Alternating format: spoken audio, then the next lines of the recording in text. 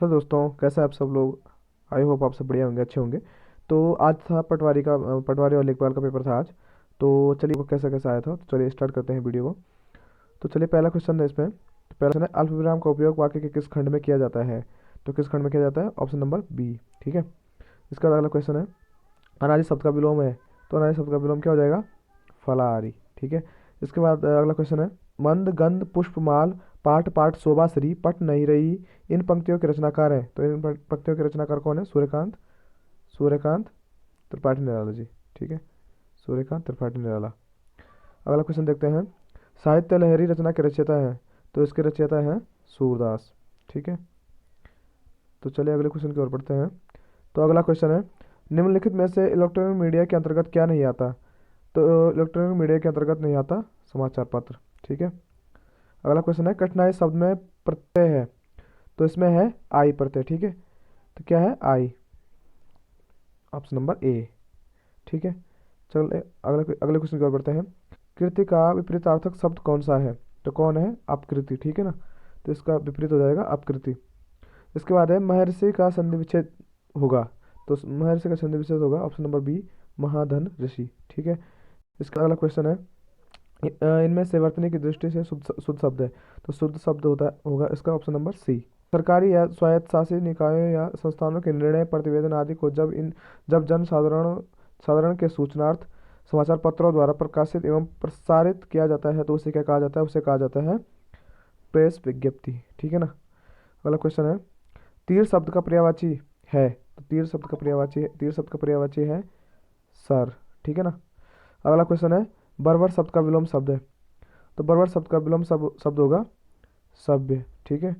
अगला क्वेश्चन है, वागीश का संधि विच्छेद होगा। तो वागीश का संधि विच्छेद होगा वाक धन ईश। ठीक है ना। अगला क्वेश्चन है, अंग अंग खिल उठना मुहावरे का अर्थ। तो इस मुहावरे का अर्थ हो जाएगा प्रसन्न होना। ठीक है ना। अगला क्वेश्चन है, पर उपदेश कुशल बहुतेरे लोकोक्ति का सही अर्थ है। तो सही अर्थ इसका क्या है, दूसरों को दूसरों को सीख देना सरल है। ठीक है। अगला क्वेश्चन है, जिस सर्वनाम में वक्ता के पास या दूर की किसी वस्तु के निश्चय का बोध होता है, उसे कौन सा सर्वनाम कहा जाता है। तो उसे कहा जाता है निश्चयवाचक सर्वनाम। ठीक है ना। अगला क्वेश्चन है, जिस शब्द में किसी एक वस्तु या व्यक्ति का बोध हो, उसे कौन सी संज्ञा कहा जाता है। तो उसे कहा जाता है व्यक्तिवाचक। ठीक है। अगला क्वेश्चन है, शुद्ध शब्द का चयन करें। तो शुद्ध शब्द का चयन होगा इसमें ऑप्शन नंबर सी, अनुकूल। ठीक है। उसके बाद है, सूर्योदय हुआ और कुहासा जाता रहा, कौन सा वाक्य है। तो ये हो जाएगा संयुक्त वाक्य। ठीक है। इसके बाद है, कनक कनक ते सौगुनी माद कथा अधिकाय, या राखे बोराय जग वा पाए बोराय। इसमें कौन सा अलंकार है। तो इसमें है यमक अलंकार। ठीक है। इसके बाद है, अब भाग टू आ गए, जीएस के क्वेश्चन होंगे इसमें सारे। तो हिंदी के 20 क्वेश्चन हमने कर लिए ऊपर। हिंदी प्रत्यक्षीकरण निम्न में से किसके द्वारा जारी किया जाता है। तो ये जारी किया जाता है ए और बी, यानी भारत का सर्वोच्च न्यायालय और उच्च न्यायालय। ठीक है। संघ लोक सेवा आयोग के सदस्यों की सेवा शर्तें तय करने का अधिकार किसे प्राप्त है। तो यह प्राप्त है किसे, ऑप्शन नंबर सी। किसको, ऑप्शन नंबर सी, राष्ट्रपति। ऑप्शन नंबर सी, राष्ट्रपति जी को। ठीक है। राज्य पुनर्गठन आयोग ने अपनी रिपोर्ट कब प्रस्तुत की। तो इन्होंने की थी 30 सितंबर 1955 को। ठीक है। इसके बाद अगला क्वेश्चन है, भारत के प्रथम निर्यात प्रसंस्करण जोन की स्थापना 1965 में हुई थी। तो कहाँ हुई थी, कांडला में। ठीक है। अगला क्वेश्चन है, निम्नलिखित में से कौन सा मानव पूंजी का एक स्रोत नहीं है। कर्मचारी को दिया गया ऋण। ठीक है। उसके बाद अगला क्वेश्चन है, विश्व फार्मा उत्पादन में मात्रा के आधार पर भारतीय फार्मा उद्योग का स्थान है। तो नंबर ए। ठीक है, पहला स्थान। पहला, इसमें थोड़ा कंफ्यूजन हूँ मैं, पहला भी हो सकता है और इसमें शायद दूसरा भी हो सकता है। क्वेश्चन है, तो अगला क्वेश्चन है, संयुक्त राष्ट्र के चार्टर को अंतिम रूप देने एवं स्वीकार करने हेतु सैन फ्रांसिस्को सम्मेलन में भाग लेने वाले भारतीय दल का प्रतिनिधित्व किसके द्वारा किया गया। तो किसके द्वारा किया गया था, ऑप्शन नंबर डी, किसके, सर रामास्वामी मुदलियार के द्वारा। ठीक है ना। अगला क्वेश्चन है, भारतीय परमाणविक ऊर्जा आयोग के 2022 के अध्यक्ष कौन है। तो कौन है, तो इसके अध्यक्ष हो जाएंगे ऑप्शन नंबर बी। ठीक है ना, कमलेश नीलकंठ व्यास। ठीक है। इसके बाद, भारत के राष्ट्रपति द्रौपदी मुर्मू किस राज्य तथा जनजाति से संबंधित है? तो ऑप्शन नंबर ए इसका राइट आंसर होगा, ओडिशा और संथाली जनजाति से। ठीक है। उसके बाद है सार्क निम्न में से किस राजनेता के मस्तिष्क की उपज थी? ऑप्शन नंबर बी, जिया जियाउर रहमान। ठीक है, जियाउर रहमान। निम्न में से किस तिथि को संयुक्त राष्ट्र महासभा ने मानव अधिकार आयोग स्थापित करने का प्रस्ताव पारित किया? ऑप्शन नंबर सी, 15 मार्च 2006 को। ठीक है। इसके बाद अगला क्वेश्चन है, निम्न में से भारतीय संविधान का कौन सा अनुच्छेद समान आचार संहिता से संबंधित है? तो कौन सा अनुच्छेद? ऑप्शन नंबर सी, भारत में राज्यों के विधान परिषद के सदस्यों की न्यूनतम संख्या क्या है? तो न्यूनतम संख्या क्या है इनकी? 40। Option number A. ठीक है। इसके लिखित में से कौन सा जैविक नाइट्रोजन स्थिरीकरण से संबंधित है? तो कौन सा? नील हरित शैवाल। ठीक है ना, ऑप्शन नंबर डी। इसके बाद अगला क्वेश्चन है, वोलेटाइल मेमोरी है, तो volatile memory option number C, RAM. ठीक है ना। इसके बाद अगला क्वेश्चन है, निम्न में से कौन इंटरनेट सुरक्षा से जुड़ा है? तो कौन से जुड़ा हुआ है? फायरवॉल। ठीक है, ऑप्शन नंबर बी। निम्नलिखित में से कौन सीपीयू और मेमोरी के बीच डाटा आदान प्रदान करने के लिए बस नहीं है? तो कौन नहीं है? तो इसमें ऑप्शन नंबर डी, अनियंत्रण बस। ठीक है। इसके बाद अगला क्वेश्चन है, चलिए अगले क्वेश्चन की ओर बढ़ते हैं। अगला क्वेश्चन है 41वां क्वेश्चन है, निम्न श्रेणी में कितने पद हैं? तो निम्न श्रेणी में कितने पद हैं? 25 है। 42वां क्वेश्चन है, अगला पद TREM होगा, क्या होगा? तो इसका राइट आंसर हो जाएगा ऑप्शन नंबर ए। इसके बाद अगला क्वेश्चन है, इसका राइट आंसर होगा ऑप्शन नंबर डी, 5 किलोमीटर। ठीक है। और 44वां का हो जाएगा तो ऑप्शन नंबर बी। ठीक है, इसका ऑप्शन नंबर बी होगा। उसके बाद 45वां क्वेश्चन है, इसका इसका राइट आंसर हो जाएगा ऑप्शन नंबर बी, 0 होगा इसका। ठीक है। इसके बाद 46वां क्वेश्चन है, उनमें से एक विश्व जैव विविधता का हॉटस्पॉट है, तो क्या है? पश्चिमी घाट। ठीक है ना, ऑप्शन नंबर ए। क्या हो जाएगा? ऑप्शन नंबर ए, पश्चिमी घाट। इसके बाद अगला क्वेश्चन है, कौन सा सूक्ष्म जीवी बीटी कपास के उत्पादन से संबंधित है? तो कौन सा है? बैक्टीरिया। ठीक है ना, ऑप्शन नंबर बी। ठीक है ना। इसके बाद अगला क्वेश्चन देखते हैं। तो अगला क्वेश्चन है, निम्नलिखित में से किस तिथि को हैदराबाद राज्य के विरुद्ध भारत सरकार ने राज्य में शांति एवं व्यवस्था पुनर्स्थापित करने के लिए पुलिस कार्रवाई की थी? तो इसका जो स्टार्टिंग डेट है, तो स्टार्टिंग डेट है 13 सितंबर 1948 और 18 सितंबर 1948 को खत्म हुआ। तो इसका 50-50 हूँ, इसका ए भी हो सकता है और ए भी हो सकता है। तो ठीक है, तो देखते हैं आयोग कौन सी आंसर की देता है इसमें। तो चलिए अगले क्वेश्चन की ओर बढ़ते हैं। निम्न में से कौन फ्रांस की क्रांति से पूर्व चर्च का सबसे बड़ा आलोचक था? तो कौन था? ऑप्शन नंबर सी, कौन? वाल्टेयर। ठीक है, वाल्टेयर। ठीक है ना। उसके बाद अगला क्वेश्चन है 50वां क्वेश्चन है, लूनी नदी निम्नलिखित में मानसून के समय किस में गिरती है? तो ये गिरती है किस में? अरब सागर में। ठीक है ना, इसका राइट आंसर हो जाएगा अरब सागर। इसके बाद अगला क्वेश्चन है 51वां क्वेश्चन है, पुलिकट झील मध्य में स्थित है, किसके मध्य में स्थित है? ऑप्शन नंबर सी, यानी तमिलनाडु और आंध्र प्रदेश के मध्य में। ठीक है। इसके बाद है, निम्न में से किस क्षेत्र में सर्वाधिक जैव विविधता है? तो ऑप्शन नंबर सी इसका राइट आंसर हो जाएगा उष्णकटिबंधीय वर्षा वन में। ठीक है। उसके बाद 53वां क्वेश्चन है, बांग्लादेश में गंगा नदी कहलाती है, तो क्या कहलाती है? पद्मा नदी कहलाती है। ठीक है, ऑप्शन नंबर सी। उसके बाद अगला 54वां क्वेश्चन है, BR अम्बेडकर के अनुसार निम्न में से कौन सा अनुच्छेद भारतीय संविधान का दिल एवं आत्मा है? तो कौन सा? अनुच्छेद 32। ठीक है ना, ऑप्शन नंबर डी, अनुच्छेद 32। इसके बाद अगला क्वेश्चन है 55वां क्वेश्चन है, निम्न में से कौन भारतीय संविधान की विशेषता नहीं है? ठीक, नंबर बी, एकात्मक शासन। ठीक है ना। इसके बाद है 56वां क्वेश्चन, निम्नलिखित में से कौन सा मौलिक अधिकार नहीं है? तो इसमें से संपत्ति का अधिकार मौलिक अधिकार नहीं है, ऑप्शन नंबर ए। ठीक है। उसके बाद है 57वां, भारत के मौलिक अधिकारों के विषय में निम्न में से क्या सही नहीं है? ठीक है, तो ऑप्शन नंबर ए, सामाजिक आर्थिक न्याय। ठीक है ना। अगला क्वेश्चन है, राज्य के नीति निर्देशक सिद्धांत निम्न में से किससे संबंधित है? तो किससे संबंधित है? इन सभी से संबंधित है। ठीक है, जो भी लिखा है ऊपर तीनों ऑप्शन में से option number option number D इसका राइट आंसर हो जाएगा। क्षत्रप के सिक्कों में सोने चांदी का अनुपात क्या था? तो सोने चांदी का अनुपात था 1:35। ठीक है। जहांगीर के दरबारी चित्रकार उस्ताद मंसूर किस प्रकार की चित्रकारी के लिए प्रसिद्ध थे? तो ये थे पशु पक्षी के लिए। ठीक है।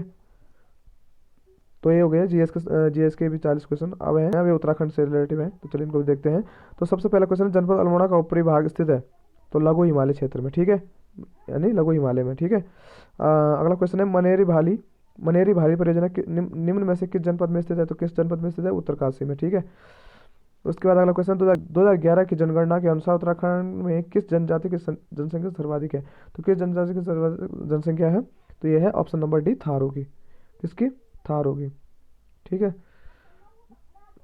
इसके बाद अगला क्वेश्चन है, निम्न में से किस वर्ष पंचायती राज पर अशोक मेहता समिति का गठन हुआ था, ठीक है। तो किस वर्ष हुआ था, ऑप्शन नंबर बी, 1977 में, ठीक है, ऑप्शन नंबर बी। इसके बाद अगला क्वेश्चन है, निम्न में से किस राज्य ने भारत में सबसे पहले पंचायती राज को लागू किया था, तो किसने किया था, राजस्थान ने, ठीक है। इसके बाद अगला क्वेश्चन है, निम्न में से कौन सा पंचायती राज दिवस है, तो कौन सा है, 24 अप्रैल, सबको पता होगा, ठीक है। इसके बाद अगला क्वेश्चन है, वर्तमान में उत्तराखंड राज्य के नगर निगमों की कुल संख्या कितनी है, तो नगर निगम है 9, ठीक है, श्रीनगर जो लास्ट बना था।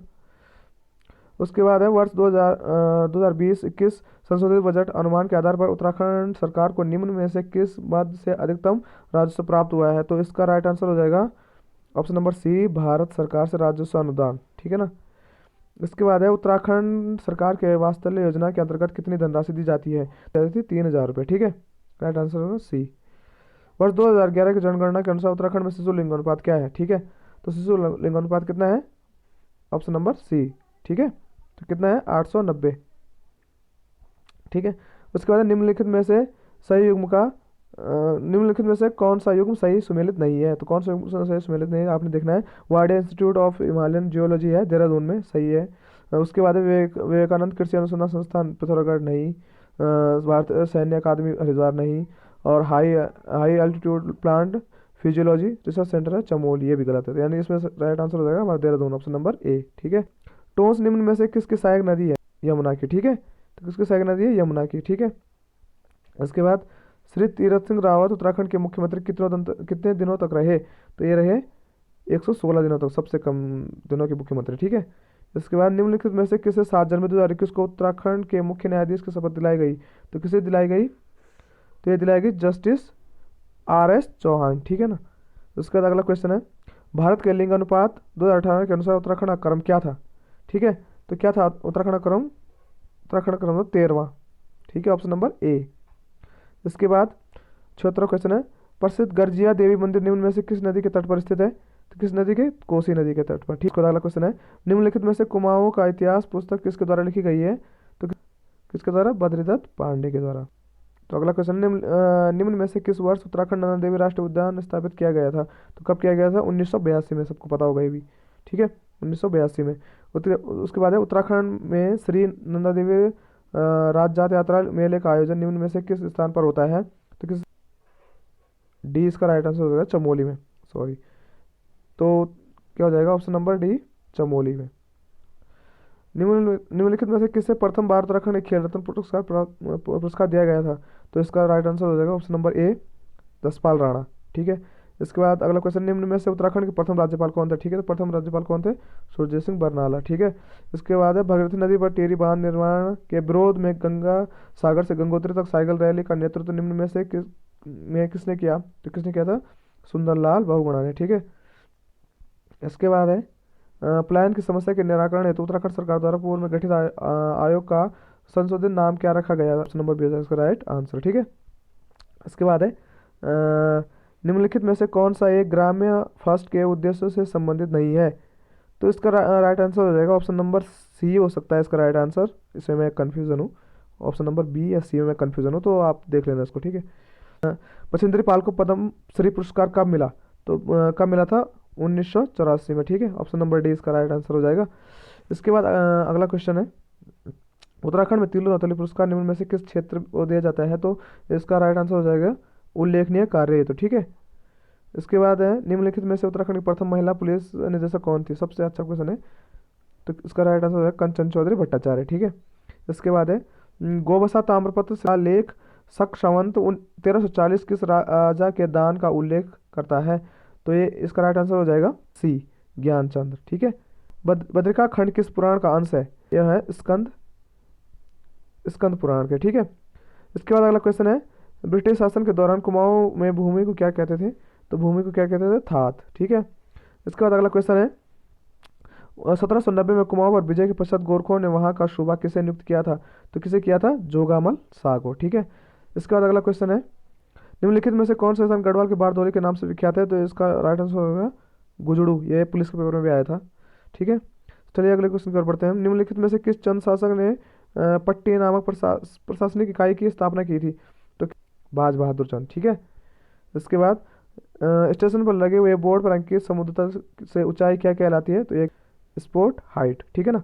इसके बाद अगला क्वेश्चन है, एक मैदान जिसकी लंबाई 1 किलोमीटर और चौड़ाई 1/2 किलोमीटर है का क्षेत्रफल क्या होगा? तो इसका क्षेत्रफल होगा ऑप्शन नंबर बी। ठीक है। इसके बाद अगला क्वेश्चन है, उत्तराखंड राज्य की सबसे पुरानी नहर, उत्तराखंड राज्य की सबसे पुरानी नहर निम्न में से कौन सी है? तो कौन सी है? तो ये है ऊपरी गंगा नहर। ठीक है ना। इसके बाद है, इसके बाद अगला क्वेश्चन है, उत्तराखंड की सर्वाधिक लंबी नदी निम्न में से कौन सी है? तो कौन सी सबसे सर्वाधिक लंबी नदी है? काली नदी। ठीक है। उसके बाद है, निम्नलिखित में से कौन सा सबसे बड़ा राष्ट्रीय उद्यान है? तो कौन सा? गंगोत्री राष्ट्रीय उद्यान। ठीक है ना। इसके बाद अगला क्वेश्चन है, उत्तराखंड के निम्न में से किस जनपद में सर्वाधिक जनजातीय जनसंख्या निवास करती है? तो कौन किसमें? उधम सिंह नगर में। ठीक है।